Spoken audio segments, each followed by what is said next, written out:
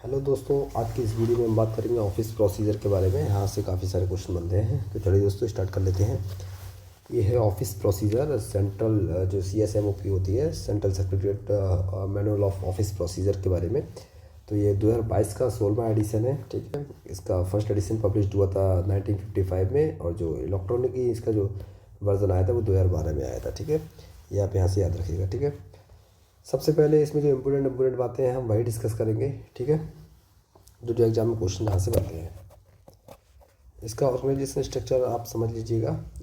इसका organisation structures क्या है। प्रेसिडेंट कौन होता है? जिसके पास एग्जीक्यूटिव पावर्स होती हैं वो प्रेसिडेंट होता है। क्वेश्चन यहाँ से बनता है और एग्जीक्यूटिव पावर्स याद रखिएगा। ठीक है, प्रेसिडेंट के पास होती हैं। और काउंसिल ऑफ मिनिस्टर्स होती है, जिसमें कि 3 तरीके के मिनिस्टर्स की बात करी गई है। इसमें कैबिनेट मिनिस्टर की बात हुई है, डिप्टी मिनिस्टर्स की बात हुई है और मिनिस्टर ऑफ स्टेट की बात हुई है। तो क्वेश्चन यहीं से आ जाता है कि काउंसिल ऑफ मिनिस्टर्स में कौन कौन से मिनिस्टर्स होते हैं। तो वो 4 ऑप्शन दे दिए जाते हैं, और मतलब उनमें से एक नहीं होता है। तो उस तरीके से आप याद रखेंगे, कैबिनेट मिनिस्टर, डिप्टी मिनिस्टर और मिनिस्टर ऑफ स्टेट। ठीक है, उसके बाद में एलोकेशन ऑफ बिजनेस की बात की गई है। जो भी गवर्नमेंट के कार्य हैं वो कैसे कैसे बांटे जाते हैं उनकी बात करी गई है। आर्टिकल 77(3) ये इससे रिलेटेड है। ठीक है, मिनिस्ट्री जो होते हैं उनको डिपार्टमेंट देना, मतलब जो मिनिस्ट्रीज़ में कैसे कैसे मिनिस्ट्री अलॉटमेंट जो की जाती है मिनिस्टर्स के लिए, वो बात करी गई एलोकेशन ऑफ बिजनेस में। उनकी अथॉरिटी, रिस्पॉन्सिबिलिटी, ऑब्लिगेशन के बारे में, जो कि प्रेसिडेंट के द्वारा की जाती है और प्राइम मिनिस्टर्स की सलाह पर की जाती है ये। और ट्रांजेक्शन ऑफ बिजनेस की अगर हम बात करें तो जो ईच डिपार्टमेंट है, प्रत्येक डिपार्टमेंट वो कैसे मैटर के लिए डिस्पोज करेगा, उसके लिए रिस्पॉन्सिबिलिटी क्या होंगी, अथॉरिटी उसकी क्या होंगी, ऑब्लिगेशंस क्या होंगी, और वो डायरेक्शन ऑफ मिनिस्टर्स में कार्य, जो मिनिस्टर है उनके डायरेक्शन में वो कार्य करेगा, जो भी इंचार्ज है मिनिस्टर्स के। इसके बारे में बात करी गई ट्रांजेक्शन ऑफ बिजनेस में। ठीक है, और अगर कोई केस है जो कि सबमिट करना है PM के लिए, प्रेसिडेंट के लिए, या फिर कैबिनेट सेक्रेटरीज के लिए, तो ये सब जो है उसके पीरियड अप्रूवल से पहले जो कंसर्न डिपार्टमेंट जो है उस मैटर से रिलेटेड उनसे जो है पहले ही कंकरेंस कर लेना है। ठीक है, इसके बारे में बताया गया है।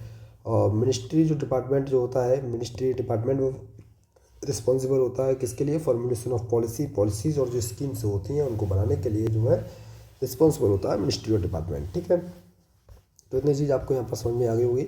जो प्रेसिडेंट होता है, एग्जीक्यूटिव हेड, एग्जीक्यूटिव पावर जिसके पास है, काउंसिल ऑफ मिनिस्टर्स, ये जो है जो कैबिनेट मिनिस्टर्स, डिप्टी मिनिस्टर और ये सब मिनिस्टर ऑफ स्टेट, ये तीनों आप याद रखेंगे। एलोकेशन ऑफ बिजनेस क्या है आप समझ गए होंगे।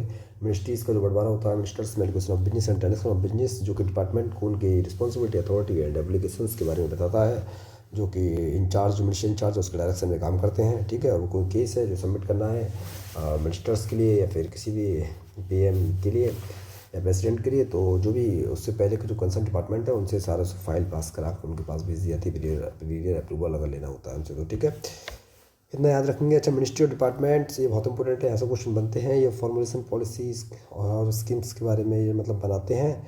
और यहाँ से आप देखेंगे जो मिनिस्ट्री होती है, ये ध्यान से देखेंगे, ये बटी हुई होती है कई डिपार्टमेंट्स में। डिपार्टमेंट्स को बांटा गया है कई विंग्स में, विंग्स को बांटा गया है कई डिविजन्स में, डिविजन्स को बांटा गया है कई ब्रांच में, और ब्रांचेस के लिए बांटा गया है कई सेक्शंस में, यूनिट्स में और सेल्स, हम कुछ भी कह सकते हैं, सेक्शन, यूनिट एंड सेल्स। ठीक है, तो यहाँ पर आप समझेंगे जैसे मिनिस्ट्री जो होती है, जैसे कि हमने ऊपर ही बात की, वो उसमें इंचार्ज कौन होता है? मिनिस्टर होता है, और मिनिस्टर इंचार्ज है और मिनिस्ट्री उनके अंडर में वर्क करती है।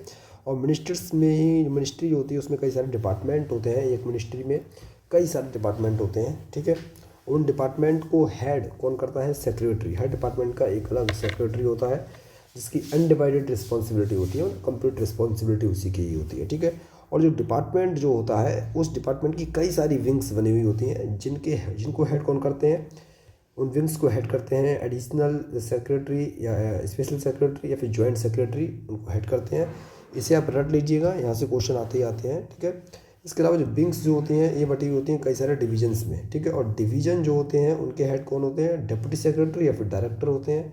ठीक है, जो कि सेक्रेटरी के बिहाफ पर काम कर रहे होते हैं, सारे फैसले वो जो है डिवीजन्स के लेते हैं। और मिनिस्टर को अगर मैटर कोई पुटअप करना है या मिनिस्टर के लिए कोई मैटर पुटअप करना है तो वो फाइल जो है डिवीजन से ही शुरू होगी, मतलब डिप्टी सेक्रेटरी या डायरेक्टर लेवल से शुरू होगी, क्योंकि 4 से ज़्यादा लेवल नहीं होंगे। और डिवीजन से शुरू होगी तो एक लेवल ये, दूसरा लेवल विंग्स, तीसरा लेवल डिपार्टमेंट और चौथा लेवल मिनिस्ट्री। तो 4 लेवल ये हो गए। ठीक है, तो ये डिवीजन से शुरू होगी अगर मिनिस्टर्स को फाइल पुटअप करना है, आप याद रखेंगे। उसके अलावा डिवीजन जो होते हैं कई ब्रांचेस में बटे हुए होते हैं। ब्रांचेस के जो हेड होते हैं वो होते हैं अंडर सेक्रेटरी। अंडर सेक्रेटरी क्या होते हैं? रिस्पॉन्सिबल होते हैं फॉर डेवलप किसके लिए? जो भी मतलब जो एक तरीके से कह सकते हैं जो भी मतलब प्रोसेस टूल जो होते हैं, कैसे वर्क को मेंटेन करना है, डेवलप करना है, उसके लिए कौन जिम्मेदार होते हैं? Under secretary. इसके अलावा ब्रांचेस जो होती हैं कई सेक्शंस में, यूनिट सेल्स जो भी बोला जाता है, इन तीनों का एक ही नाम है, कई सेक्शंस में बटी हुई होती हैं। और सेक्शन जैसा कि आप जानते हैं, सेक्शन के हेड होते हैं सेक्शन ऑफिसर। सेक्शन ऑफिसर का काम क्या होता है? जो भी वर्क है उस पर उसे वॉच करना, रिमाइंडर इश्यू करना, जो भी मान लीजिए पार्लियामेंट्री क्वेश्चन वगैरह है इन पर कोई वर्क चल रहा है उनका रिमाइंडर इश्यू करना, सप्लाई ऑफ फैक्चुअल इन्फॉर्मेशन की सप्लाई करना, नॉन क्लासिफाइड नेचर्स का वर्क के लिए ये जिम्मेदार होते हैं, देखते हैं। और ये सेक्शंस के लिए एक बार स्क्रूटनाइज जरूर करते हैं, एक सप्ताह मतलब जो भी सेक्शन है उसका जो स्क्रूटनाइज होता है वो मिनिमम सप्ताह में एक बार होता है, ये आप याद रखिएगा। इसके अलावा चैनल ऑफ सबमिशन, जैसा कि मैंने बताया मैक्सिमम 4 होते हैं, और जैसा कि 4 हमने यहाँ पर देखे भी। मिनिस्टर्स को फाइल पुटअप करनी है तो division, wings, department and ministers को चली जाएगी। और डेस्क लेवल पर 2 चैनल ऑफ सबमिशन बनाए गए हैं, जिससे कि काम बहुत फास्ट तरीके से हो। जितने ज़्यादा का चैनल ऑफ सबमिशन होंगे उतना काम फास्ट होगा। JSA आप जानते हैं, जूनियर सेक्रेटरी असिस्टेंट, जो कि रेपिटेटिव नेचर का वर्क करते हैं, ठीक है। इसके अलावा अटैच्ड ऑफिस होती हैं, सबऑर्डिनेट ऑफिस होती हैं। अटैच्ड ऑफिस क्या होती है? जैसे मान लीजिए डिपार्टमेंट, मिनिस्ट्री से डिपार्टमेंट को गाइडलाइंस मिलती हैं कि ये काम करना है, इस तरीके से वो मतलब प्लान वगैरह बना लेते हैं, पॉलिसीज़ वगैरह बनाते हैं, और डिपार्टमेंट जो है अटैच्ड ऑफिस के लिए देता है कि इस ऑफिस को इम्प्लीमेंट करना है। जो अटैच्ड ऑफिस जो होती है वो मतलब अटैच्ड ऑफिस जो है एग्जीक्यूटिव डायरेक्शन देती है, एग्जीक्यूटिव डायरेक्शन सबऑर्डिनेट ऑफिस के लिए, कि किस तरीके से जो भी पॉलिसी है वो किस तरीके से ग्राउंड लेवल पर जो है ग्राउंड लेवल पर इम्प्लीमेंट करी जाए।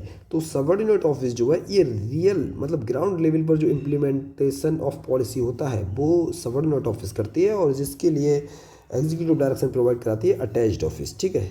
तो ये अब ध्यान रखिएगा। इसके अलावा कॉन्स्टिट्यूशनल बॉडीज़, आपने नाम सुना होगा UPSC का, union public service commission, election commission of India या फिर कैग का, ये सब जो है कॉन्स्टिट्यूशनल बॉडीज़ हैं। इनके आर्टिकल आपको जो है कॉन्स्टिट्यूशन में मिल जाएंगे। तो कॉन्स्टिट्यूशनल बॉडीज़ कौन सी है? जो इनके आर्टिकल आपको कॉन्स्टिट्यूशन में मिलेंगे, और इनका वो मतलब कॉन्स्टिट्यूशनल बॉडीज़ कहलाती हैं, ठीक है। और उसके अलावा स्टैच्यूटरी बॉडीज़ कौन सी होती हैं? जो कि पार्लियामेंट में एक्ट लाकर बनाई गई हैं, वो स्टैच्यूटरी बॉडीज़ हैं, जैसे कि central vigilance commission, central information commission, central board of film certification. ये सब क्या है कि पार्लियामेंट में एक्ट लाया गया, उनके थ्रू जो है स्टैच्यूटरी ये जो बॉडीज़ बनी उनका नाम स्टैच्यूटरी बॉडीज़ है, ठीक है। इसके अलावा ऑटोनोमस बॉडीज़ कौन सी होती हैं? ऑटोनोमस बॉडीज़ का मतलब ऐसी संस्थाएं गवर्नमेंट की जिनके पास थोड़ी बहुत ऑटोनॉमी होती है डिसीजंस को लेकर, वो अपना थोड़ा स्वतंत्र होती हैं, डिसीजन को लेकर डिसीजन ले सकते हैं। और ये मतलब रजिस्ट्रेशन इनका होता है सोसाइटी रजिस्ट्रेशन एक्ट 1961 में, और ये गवर्नमेंट के द्वारा जो है फुल्ली या फिर पार्टली फंडेड होती हैं, और मतलब गवर्नमेंट जो है इन्हें फंड करती है इन बॉडीज़ के लिए। जैसे सेंट्रल बोर्ड, ये जो है CBSE जो है सेंट्रल बोर्ड, क्या इसके फॉर्म क्या है? Central board of secondary education है, और IIM है, एम्स है, ICMR है, इंडियन काउंसिल मेडिकल रिसर्च, ये सब ऑटोनोमस बॉडीज़ के एग्जाम्पल हैं। और फिर है सेंट्रल पब्लिक सेक्टर अंडरटेकिंग, जिसमें क्या होता है? इसमें जो है PSU वगैरह से 50% से ज़्यादा जो शेयर हैं वो गवर्नमेंट के होते हैं, जो कि प्रेसिडेंट के नाम पर होते हैं, ठीक है। और इसमें कॉर्पोरेशन भी अब इसमें कवर है, एयरपोर्ट अथॉरिटी ऑफ इंडिया या फूड कॉर्पोरेशन ऑफ इंडिया, ठीक है। तो ये सब आप यहाँ पर याद रखेंगे इसके बारे में, यहाँ से क्वेश्चन कई सारे बन जाते हैं, ठीक है। ज़्यादा कठिन नहीं है, मैंने जो बताया है इतनी जल्दी, अब 8 मिनट में मात्र मैंने बता दिया, बस जिससे ही आप याद करेंगे आपको समझ में आ जाएगा। नेक्स्ट आप पढ़िएगा डाक। डाक से क्वेश्चन बहुत ज़्यादा बनते हैं। डाक कोई भी डिपार्टमेंट है तो उसमें डाक जो है आती है, सेंट्रल रजिस्ट्री यूनिट होती है, CRU इसे बोलते हैं, जिसकी फुल फॉर्म आप याद रखिएगा, सेंट्रल रजिस्ट्री यूनिट, ठीक है। और यहाँ पर जो है डाक रिसीव्ड कर ली जाती हैं, और रिसीव्ड यहाँ पर जैसा कि मैंने यहाँ पर लिखा भी है रिसीव्ड ऑफ डाक, ठीक है। इसके बाद में जो है इनकी स्क्रूटनी की जाती है, मैं लिख देता हूँ यहाँ पर स्क्रूटनी ऑफ डाक, उनकी स्क्रूटनी कर ली जाती है, मतलब उन्हें छटनी कर ली जाती है, ठीक है। और छटनी के बाद में उन डाक का क्या कर लिया जाता है? रजिस्ट्रेशन किया जाता है, ठीक है। रजिस्ट्रेशन उन डाक का किया जाता है, जो भी रजिस्टर वगैरह होता है उसमें रजिस्ट्रेशन कर लिया डाक का, ठीक है, एंट्री लेवल पर। एक्सेप्ट कौन सी डाक की रजिस्ट्रेशन नहीं होती है वो मैं यहाँ, चलो पहले मैं आपको थोड़ा सा बता दे रहा हूँ, फिर मैं यहाँ थोड़ा सा आपको डिटेल में बता दूँगा। ऐसे उनका रजिस्ट्रेशन हो जाता है, उसके बाद में उसका एक्नॉलेज हो जाता है, ठीक है, एक्नॉलेजमेंट ऑफ डाक। एक्नॉलेज के बाद में क्या होता है? डिस्ट्रीब्यूशन होता है उन रिसिप्ट का, डिपार्टमेंट जो भी होते हैं उनके बीच में डिस्ट्रीब्यूशन कर लिया जाता है डाक का, ठीक है। और उसके बाद में क्या किया जाता है? उनको लुकअप किया जाता है, या फिर परसुएल हम यहाँ पर लिख देते हैं, मतलब उनकी जांच पड़ताल की जाती है, मार्किंग की जाती है, ऐसा हम लिख देते हैं, ठीक है, किसके द्वारा? सेक्शन ऑफिसर के द्वारा। और फिर उसका मूवमेंट होता है, रिसिप्ट का मूवमेंट हो जाएगा, ठीक है। और मूवमेंट के अलावा क्या होगा फिर, एक्शन जो भी लिया जाएगा हायर अथॉरिटी के द्वारा, एक्शन, ठीक है, action by higher authority, higher authority. और इसके बाद में क्या होगा, एलोकेशन ऑफ डिस्प्यूटल रिसिप्ट, ये मैं थोड़ा अलग है, ये देखिएगा ध्यान से। अब इसके लिए ज़रा ध्यान से देखेंगे, जैसे क्या हुआ, किसी भी कोई डिपार्टमेंट है उसमें क्या डाक क्या है रिसीव होगी, ठीक है। और डाक जो रिसीव होगी, क्या मान लीजिए उसमें डाक जो है किसी के नाम से हुई है, ठीक है, बाय नेम, या अर्जेंसी ग्रेडिंग भी होती है, अर्जेंसी ग्रेडिंग की जो डाक रिसीव होती हैं, तो क्या जिसके नाम से हुई है उसके जो पर्सनल स्टाफ होता है, ठीक है, पर्सनल स्टाफ उसका जो होता है उसके द्वारा वो रिसीव कर ली जाती है। पर्सनल स्टाफ अगर नहीं होता है तो उसका जो कोई भी जो है सक्सेसर है उसके द्वारा रिसीव कर लिया जाता है उसके लिए, ठीक है। और या फिर स्पेशल मैसेंजर के द्वारा ये जो आता है रिसीव कर लिया जाता है। मान लीजिए कॉन्फिडेंशियल लेटर आया हुआ है और वो अगर नहीं है अवेलेबल तो वो वापस हो जाएगा। कॉन्फिडेंशियल लेटर जो कि सिर्फ उसी को ही दिया जाना है, किसी को दिया ही नहीं जा सकता, ठीक है। अगर कोई यहाँ नहीं है तो वो वापस कर दिया जाएगा, ये आपको याद रखना है।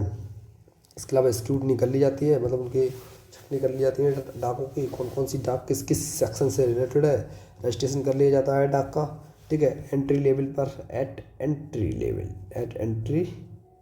लेवल उसका रजिस्ट्रेशन हो गया। अच्छा, किस किस का नहीं होगा रजिस्ट्रेशन, जैसे मान लीजिए टेलीफोन बिल है, इसका रजिस्ट्रेशन नहीं होगा। कोई एमपी कमिटमेंट, मतलब एमपी से कोई जैसे कोई लेटर वगैरह, या फिर सीएल एप्लीकेशन वगैरह, सर्कुलर वगैरह, ये सब मतलब डेली वाली जो होती है एमपी से कोई एमपी, मतलब एमपी का मैंने क्या बताया, एमपी के जो लेटर्स हैं उनके लिए एक अलग रजिस्टर बना हुआ होता है। और बाकी जो हैं जैसे सीएल एप्लीकेशन आ गया, सर्कुलर आ गया, ओएम वगैरह, हॉलीडे आ गया, ये तो सब इन सब की मतलब रजिस्ट्रेशन नहीं होता। जो एंट्री लेवल पर बाकी सबका रजिस्ट्रेशन होता है, और इन सबको तो एक उसमें लिस्ट में रख दिया जाता है अलग, ठीक है। एक्नॉलेजमेंट उसका हो जाता है, मतलब एक इंक से रिसिप्ट जो होती है, रजिस्टर रिसिप्ट, मतलब जो रिसिप्टेंट है वो उसे कर देता है उसका एक्नॉलेजमेंट, ठीक है। जो भी रिसिप्टेंट है एक्नॉलेजमेंट, फिर डिस्ट्रीब्यूशन ऑफ डाक को बांट दिया जाता है, जिस भी सेक्शन से रिलेटेड है उसमें दे दी जाएगा। उसकी मार्किंग वगैरह सेक्शन ऑफिसर के द्वारा कर दी जाएगी, जो भी डाक के ऊपर की जाएगी, ठीक है। उसके अलावा उसका मूवमेंट, मतलब जो सेक्शन ऑफिसर है उसको वॉच करेगा कि जो भी रिसिप्ट है किधर किधर कहाँ कहाँ चल रही है और किधर किधर जा रही है, कैसे क्या उसका मूवमेंट है, उसको रिमाइंडर वगैरह भेजने का काम सेक्शन ऑफिसर का ही है। और जो हायर अथॉरिटीज़ हैं उन पर फैसला लेंगी, ठीक है। और कोई मान लीजिए डिपार्टमेंट में ऐसी डाक आ गई जिसको कि डिस्प्यूटल डाक है, किसी कोई गलत डाक आई है या कुछ और है, तो इसके बारे में जैसे सेटलमेंट इसका जो होगा, सेटलमेंट इसका जो होगा वो मतलब 2 वर्किंग डेज में हो जाएगा, 2 वर्किंग डेज में हो जाएगा। अगर मान लीजिए किसी डाक पर अर्जेंसी ग्रेडिंग तो उसका जो है हाफ ए डे में इसका जो है सेटलमेंट हो जाएगा, कोई डिस्प्यूट वाली रिसिप्ट है तो, ठीक है। तो इतना आप याद रखिएगा। उसके अलावा हम बात करते हैं किसकी, डिसीजन मेकिंग की बात करते हैं। डिसीजन मेकिंग क्या है, तो जैसा कि आप जानते हैं कि जैसे मैंने बताया कि जो गवर्नमेंट्स ऑफिस जो होती हैं उनमें जो डिपार्टमेंट्स होते हैं उनके हेड होते हैं सेक्रेटरी। तो सेक्रेटरी ऑफ डिपार्टमेंट या जो डिपार्टमेंट का हेड है उसके लिए जो है पावर डेलीगेट कर दी गई है डिसीजन लेने के लिए, कि वो डिसीजन ले सकते हैं उसमें। और जो कोई मैटर है जो कि इन्वॉल्व, ऐसा कोई मैटर जिसमें मोर देन वन डिपार्टमेंट, मतलब एक डिपार्टमेंट से ज़्यादा कोई ऐसा कोई मैटर जिसमें एक डिपार्टमेंट है और साथ में दूसरा डिपार्टमेंट भी इन्वॉल्व है, तो डिसीजन लेने से पहले क्या कर दिया जाता है, कंकरेंस ले ली जाती है अदर डिपार्टमेंट की। अगर मान लीजिए ऐसा नहीं होता है, नहीं बनती है उनकी कंकरेंस, तो फिर उस मैटर को कैबिनेट कमेटी है उसके सामने रखा जाता है, ठीक है। इसके अलावा जो फाइनेंशियल इम्प्लीमेंटेशन बियॉन्ड पावर, जो पावर डेलीगेट कर दी गई है उसके बियॉन्ड अगर कोई फाइनेंशियल केसेस है तो इंस्ट्रक्शन जो है जो कि मिनिस्ट्री ऑफ फाइनेंस के द्वारा इश्यू किए गए हैं उन्हें फॉलो कर दिया जाएगा। और फॉर डिसीजन, ऐसा डिसीजन जिस पे आवश्यकता है approval of committee of secretary, जो कि सेक्रेटरी मतलब कमेटी ऑफ सेक्रेटरी की या फिर ग्रुप ऑफ मिनिस्टर्स के अप्रूवल की कोई आवश्यकता है, तो उसमें जो गाइडलाइंस फॉलो की जाएंगी वो कैबिनेट सेक्रेटरी ने जो इशू किए हैं गाइडलाइंस उसके लिए अडॉप्ट किया जाएगा, ठीक है। ये याद रखिएगा। और यहाँ से क्वेश्चन बहुत इंपॉर्टेंट है, ये देखिएगा। और कोई मैटर जो फाइनेंशियल मैटर है तो उस पर डिपार्टमेंट जो है कंसल्ट करेगा किसके साथ, मिनिस्ट्री ऑफ फाइनेंस के साथ।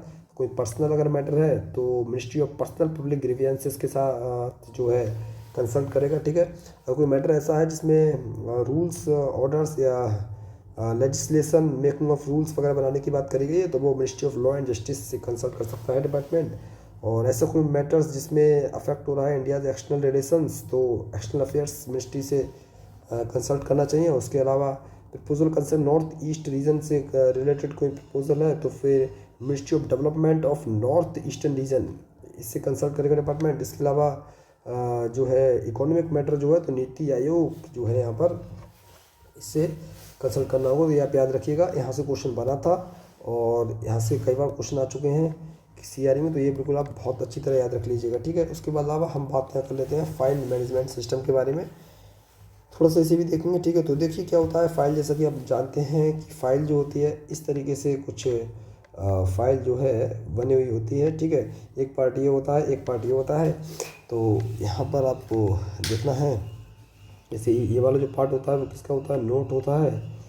ठीक है, और इधर कॉरस्पॉन्डेंस लगा हुआ होता है राइट साइड में। कॉरस्पॉन्डेंस आप समझिएगा क्या होता है, जैसे कुछ ऑफिस कॉपीज़ इसमें होती हैं, एक सेकंड, ऑफिस कॉपीज़ करस्पॉन्डेंस में लगी हो सकती हैं कोई, मतलब एक तरीके से वो इनपुट जो कि डिसीजन जिनके बेसिस पर लिया जाता है। ठीक है, डिसीजन लेने के लिए हेल्प करते हैं, वो इनपुट्स लगे होते हैं जो यहाँ लगे होते हैं, करस्पॉन्डेंस कहलाता है। लेफ्ट हैंड साइड की तरफ नोट्स लगा होता है, और नोट्स जो है नोट्स मतलब एक प्रोसेस सीट होती है पूरी, नोट्स मतलब प्रोसेस सीट, जिसमें क्या हाउ टू डिसीजन टेक। ठीक है, किस तरीके से डिसीजन लेना है वो इसमें लिखा होता है। और करस्पॉन्डेंस जो होता है इसकी एक समरी टाइप इस यहाँ पर दिया हुआ होता है, तो हाउ टू टेक डिसीजन बताता है नोट्स, किस तरीके से डिसीजन लेना है। ठीक है, इसके अलावा जो फाइल है जैसे कि मैंने बताया कि इस तरीके की फाइल होती है। नोट्स अगर यहाँ लगा हुआ है ये, तो इसके लिए जो है पंच किया जाएगा, तो यहाँ पंच कर दिया जाएगा लेफ्ट हैंड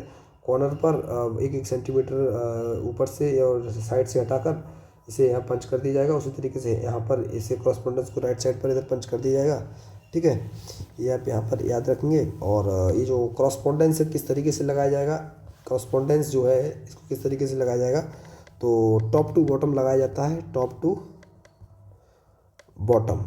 और टॉप टू बॉटम का क्या मतलब है, इसका मतलब है जो ओल्ड वाले हैं वो बिल्कुल टॉप पर लगेंगे और जो न्यू है कॉरस्पॉन्डेंस वो क्या लगेंगे, वो बॉटम पर लगेंगे। ठीक है, बॉटम पर लगेंगे, ऐसे आप याद रखिएगा। ठीक है, यहाँ से क्वेश्चन बनता है। इसके अलावा मैंने आपको बता दिया कि जैसे दोबारा बता देता हूँ, ये एक फ़ाइल है। ठीक है, ये एक फ़ाइल है और ये नोट्स पोर्शन है, कॉरस्पॉन्डेंस पोर्शन है। यहाँ मैंने बता दिया, यहाँ पंचिंग कर सकते हैं, नोट पंच यहाँ हो जाएगा, इधर कॉरस्पॉन्डेंस पंच हो जाएगा, और नंबरिंग जो वो यहाँ हो जाएगी 1 2 3 जो भी है इधर नंबरिंग हो जाएगी, पेज नंबरिंग। ठीक है, इसके अलावा जैसे और क्या चाहिए, एक अर्जेंसी ग्रेडिंग आप देख लीजिएगा। अर्जेंसी ग्रेडिंग फाइल की जो होती हैं, फाइल की अर्जेंसी ग्रेडिंग, क्वेश्चन यहाँ से ही बनता है। अर्जेंसी ग्रेडिंग, फाइल की अर्जेंसी ग्रेडिंग कौन कौन सी होती हैं, एक तो होता है इमीडिएट PRIORITY प्रायोरिटी और टॉप प्रायोरिटी। ठीक है, इमीडिएट मतलब प्रॉम्प्ट अटेंशन, और ये प्रायोरिटी मतलब ऑर्डिनरी नेचर, और टॉप प्रायोरिटी का मतलब हो गया एक्सट्रीमली अर्जेंट क्लास। ठीक है, एक्सट्रीमली अर्जेंट क्लास, तो टॉप प्रायोरिटी की फाइल हो गई जो कि एक्सट्रीमली अर्जेंट हो गई, और इमीडिएट मतलब प्रॉम्प्ट अटेंशन लेने की जरूरत है इस पर, और प्रायोरिटी मतलब ऑर्डिनरी नेचर्स की फाइल है। तो ये 3 तरीके की अर्जेंसी ग्रेडिंग होती है, इसे आप ध्यान से देख लीजिएगा, बहुत इंपॉर्टेंट है, यहाँ से क्वेश्चन यहाँ से बन जाते हैं। ठीक है, और जो रेफरेंसिंग जो की जाती है, रेफरेंसिंग जो कि रिसिप्ट जो होती है उस पर रेफरेंसिंग जो की जाती है, इसे मान लीजिए एक रिसिप्ट है, इस पर जो रेफरेंसिंग की जाती है, रेफरेंसिंग। ठीक है, रेफरेंसिंग जो की जाती है वो टॉप मेडिएट में की जाती है और रेड इंक से की जाती है। ठीक है, रेड इंक से की जाती है, आप ध्यान रखिए। रेफरेंसिंग जो फ्री नंबर वगैरह डालना है रेफरेंस का, वो यहाँ पर होगी टॉप में, और बिल्कुल रेड इंक से होगी। ठीक है, किससे, रेड इंक से होगी, इसे आप याद रखिएगा, रेड इंक से होगी। ठीक है, ये आप याद रखिएगा। ठीक है, डॉकेटिंग आप जानते हैं नहीं तो मैं आपको यहाँ बता देता हूँ डॉकेटिंग क्या होता है। ठीक है। थोड़ा सा हम एक सेकेंड, हाँ, अब डॉकेटिंग के बारे में हम बात कर लेते हैं। डॉकेटिंग क्या होती है? बहुत सिंपल है। डॉकेटिंग क्या है? करस्पॉन्डेंस को जो सीरियल नंबर है नोट्स के पोर्शन पर ही होती है। जैसे मान लीजिए ये फाइल है, ये एक फाइल है, जैसे कि मैंने आपको बताया इसके दो पोर्शन होते हैं। ये नोट्स वाला पोर्शन हो गया, एक करस्पॉन्डेंस वाला पोर्शन हो गया। अब नोट्स जैसे जैसे जैसे ये लिखा जा रहा है तो यहाँ पर जो है जैसे करस्पॉन्डेंस में क्या क्या लगा हुआ है तो उसी का एक छोटा सा डाटा यहाँ दिया हुआ होता है, वही एक डॉकेटिंग कहलाती है। ठीक है, तो ये होती है डॉकेटिंग। ठीक है, ये आप याद रखेंगे। और एक होता है फाइल रजिस्टर। फाइल रजिस्टर, ये क्या होता है? File register. ये फाइल रजिस्टर क्या होता है कि कैलेंडर ईयर में, ठीक है, CALENDER, कैलेंडर ईयर में क्या है, जितनी भी फाइल ओपन हुई है, फाइल ओपन, उनका डाटा जो है पूरा लिखा जाता है इसमें फाइल रजिस्टर के अंतर्गत। ठीक है, तो ये आप याद रखिएगा। अटैच्ड फाइल ये होती है जो कि रेफरेंस के लिए, जैसे मान लीजिए ये फाइल जा रही है, ठीक है, हम बात कर रहे हैं किसकी? अटैच्ड फाइल की। जैसे मान लीजिए ये वाली फाइल जा रही है और इस फाइल पर डिसीजन लेना है, बट किसी ऐसी फाइल पर जो कि रेफरेंस पर्पस के लिए चाहिए, थोड़ा सा उससे भी रेफरेंस लेना है, तो अटैच्ड फाइल इसके साथ लगकर चली जाती है, तो एक तरीके से अटैच्ड फाइल कहलाती है। तो रेफरेंस पर्पस के लिए यूज होती है। ठीक है, ये आप याद रखेंगे। ठीक है, अच्छा, फिर एक लिंक फाइल भी होती है जो कि जिसमें दो या दो से ज़्यादा करंट फाइल्स इन्वॉल्व होती हैं जब, तो वो लिंक फाइल कहलाती है। ठीक है, अब करंट फाइल जो होती हैं वो दो या दो से मतलब लिंक फाइल आप लिख लीजिएगा। लिंक फाइल्स मतलब टू या मोर करंट फाइल इन्वॉल्व होती हैं एक केस में, तो वो लिंक फाइल्स कहलाती हैं। और एक फाइल पर डिसीजन के लिए अनदर फाइल की नीड होती है, तो वो एक तरीके से वही लिंक फाइल है। ठीक है, इसे आप याद रखेंगे।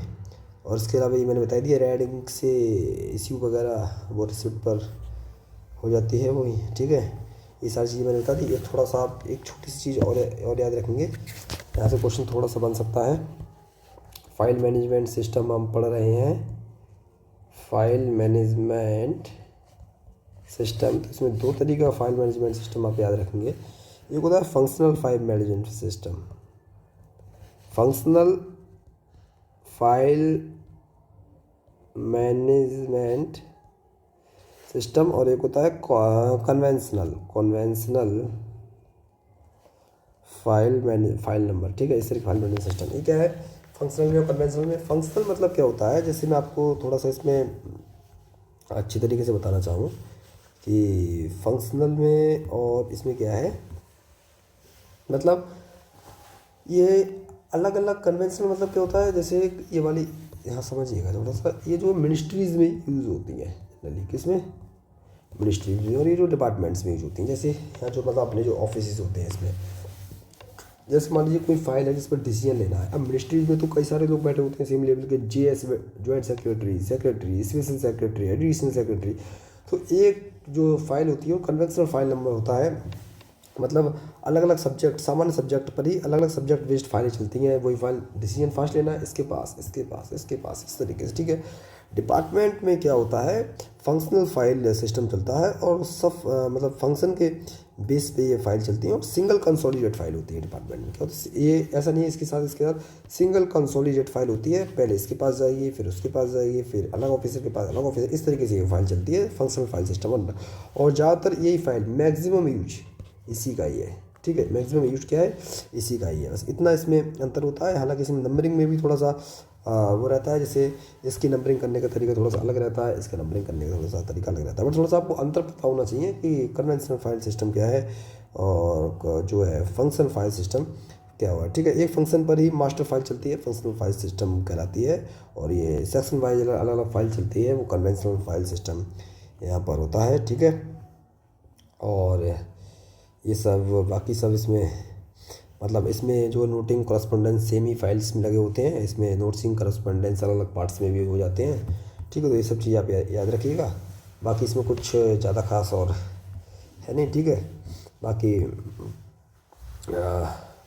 बाकी तो सब ठीक है। इसके बाद में नेक्स्ट हम जो पढ़ने की कोशिश करेंगे वो हम देखेंगे कि जो नोटिंग वगैरह है वो कैसे होती है। ठीक है, नोटिंग देखेंगे, इसके अलावा कम्युनिकेशन देखेंगे, ये सब चीज़ देखेंगे। कम्युनिकेशन से काफ़ी सारे क्वेश्चन बनते हैं।